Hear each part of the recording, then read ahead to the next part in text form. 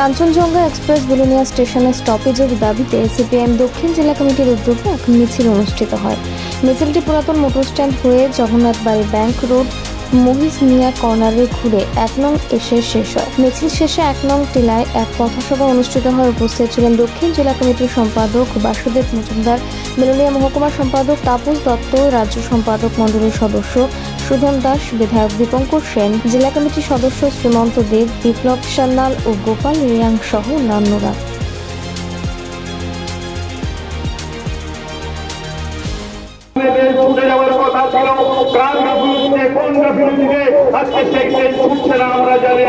একইভাবে বিলোনিয়া থেকে ফেনী হয়ে ওই বাংলাদেশের সঙ্গে রেল মানচিত্রে আন্তর্জাতিক রেল মানচিত্রে যুক্ত হবে। তার জন্য সার্ভে হচ্ছে, তার জন্য টাকা বরাদ্দ হয়েছে।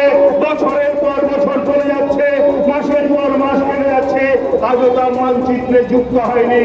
এমনকি আগরতলার সঙ্গে বাংলাদেশের রেল যে সংযোগ, সেই সংযোগ আরো 10 বছর আগে থেকে যেই প্রকল্প শুরু হয়েছিল, এই প্রকল্প আমরা জানি আরো 5 বছর আগে শেষ হয়ে ওই ত্রিপুরার সঙ্গে রেল চলবার কথা ছিল।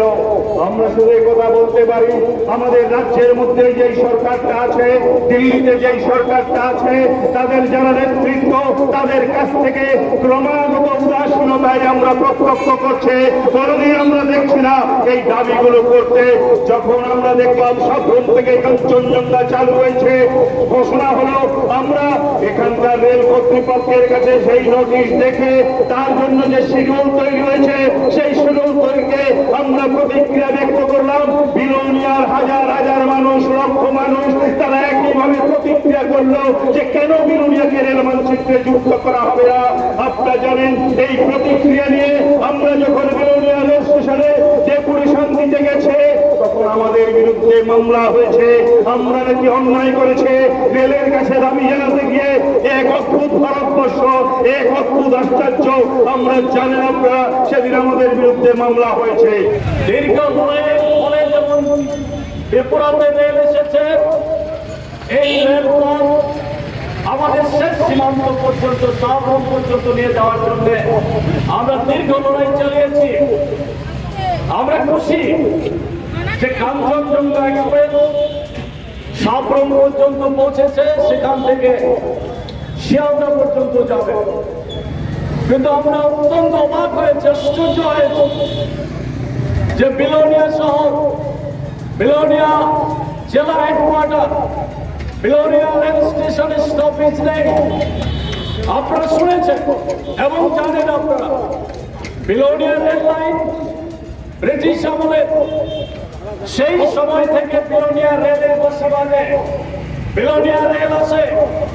ওই চট্টগ্রাম ফেনীর সঙ্গে এই বিলোনিয়াকে অবিভক্ত ভারতবর্ষের এই বিলোনিয়ার গুরুত্বপূর্ণ পুরানো একটা শহর, তার বাণিজ্য, যোগাযোগ সমস্ত কিছুকে রক্ষা করার জন্য সেই ব্রিটিশ আমলে রেল লাইন তৈরি হয়েছে, রেল স্টেশন তৈরি হয়েছে।